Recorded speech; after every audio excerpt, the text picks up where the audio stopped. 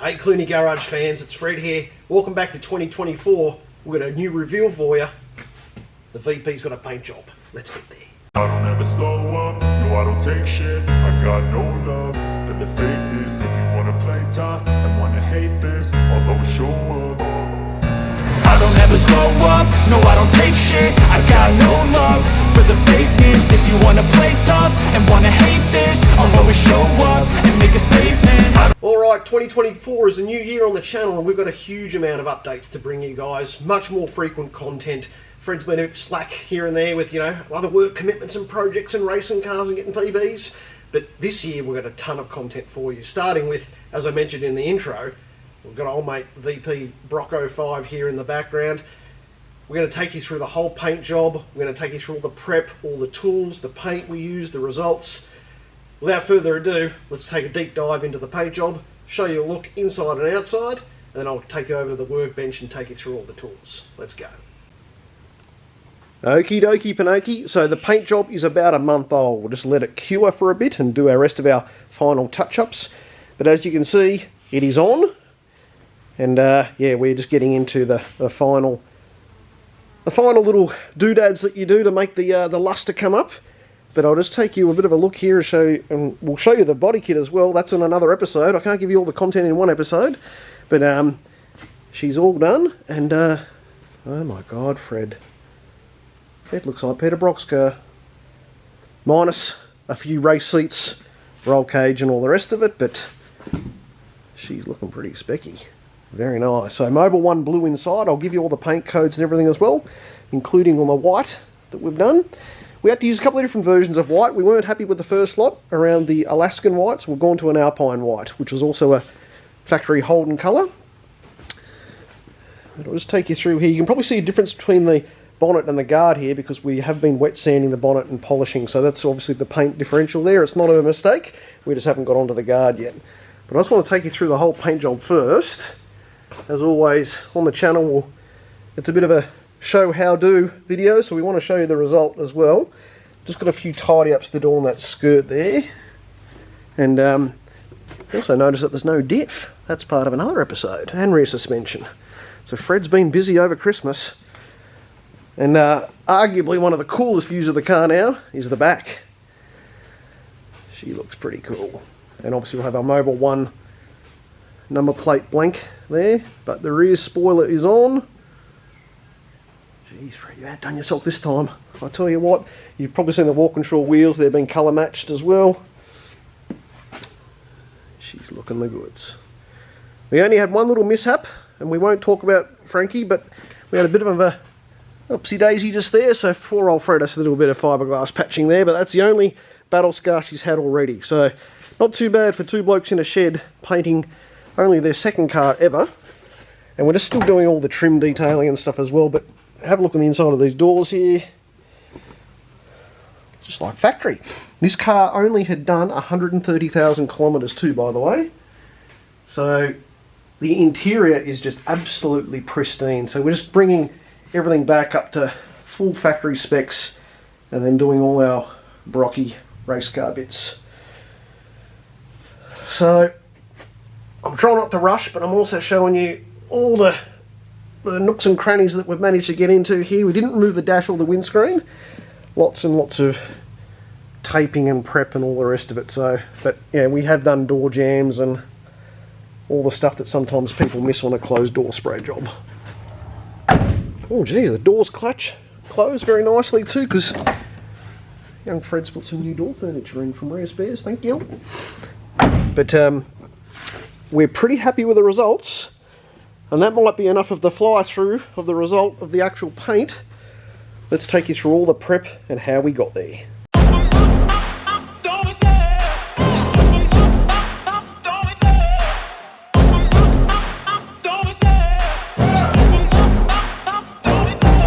Love the chase and the hunt, and I set the pace when I'm running. I always take what I want and I always give it 100. Don't need a bank, no I'm funded. Play the game like it's nothing. I'm always thankful for something. Don't take for granted, stay humble. Now wake up!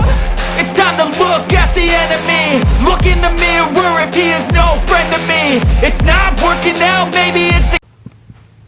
So we didn't hire a booth, we just actually painted it here in the shed, rolled it all down, a bit of fan and air circulation for poor old me and Frankie. And we also did it in day, not at night, because at night these lights tend to attract all bugs and all sorts of, and we've done that before and that was not good fun. So we did it here in the shed, and obviously we covered everything up so we didn't get overspray and stuff on other vehicles like our dear old friend Clooney over there. But that's a good segue to the material that we used. So kicking off with, we just use this compressor here. You don't need a massive air compressor, but this one is pretty big. The main reason we wanted to use this one is obviously the power output. It's got a big tank on it. You can actually adjust the air pressure there on the tank as well. And you'll need to adjust what we found with a regulator as well on the gun itself. That was a mistake we used the first time. But everything that you're seeing here is everything we used to actually paint the car. So let's start with the prep. It all starts with prep when you're painting. We went to our friends at Capital Paints in Fishwick in Canberra. These easy to use 3M dispensers for all the sandpaper, wet and dry. Good old Durablock. We had about 4 of them. I only rustled up this one just for the sake of the video. And lots of tape, paper. But this stuff was fantastic. This sort of taped masking tape that's got a little dispenser on it, a little bit like Glad Wrap for Mrs. Fred sandwiches. And that's the go. It just saves you a ton of time. I'll just flash up some photos in the background here of how we actually used it, but that saves you a ton of time. Then onto the gun. Nothing too fancy, just from Capital Paints. 1.4 nozzle. Obviously, you've got to make sure you clean it and keep it tip-top. Paint gun settings are a topic of much conjecture. We watched a lot of Paint Society. It's a YouTube channel. I'll put his link in the description below. He was fantastic with all the adjustments of fluid, air, fan, and obviously air pressure too. So 22 psi is your friend. That's what we found for good atomization and no runs. We had not a single run on the car for the whole paint job, which is pretty good compared to my effort on the Mirage the first time.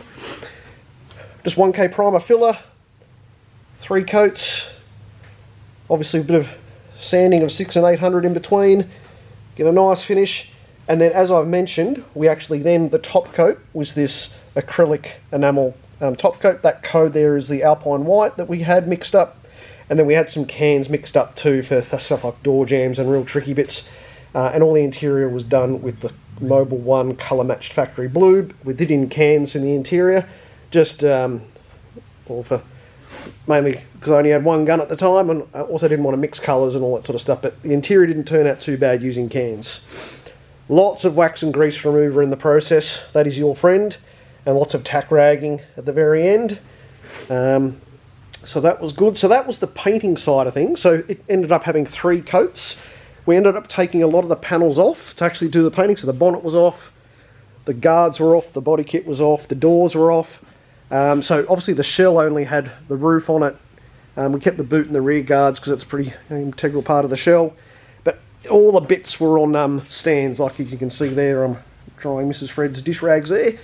But yeah, we had everything racked and stacked around the garage, and that enabled us to move to and fro between panels. And Frankie and that was helping me with making sure I didn't drag the air hose over paint as well. Now, this is the next bit. So when you're actually done a paint job before and you put clear over the top and you've stuffed it up, you can become very paranoid around using clear. So Capital Paints told us with this particular paint and the fact it's a race car, and you can see the finish that we've got, it actually doesn't need a clear, so that's just the enamel, but you do need to wet sand and polish. So I've never done that before.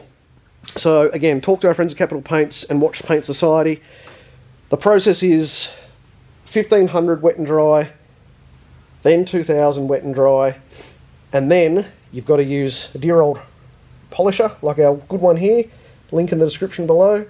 Bigfoot, this thing's pretty good actually. I'm very impressed with that variable speed and trigger.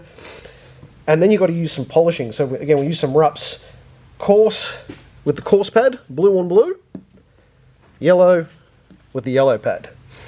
So, and if you get into trouble, like Frankie, and put too much polish on the pad, you then need to use a bit of isopropyl alcohol and rub it off.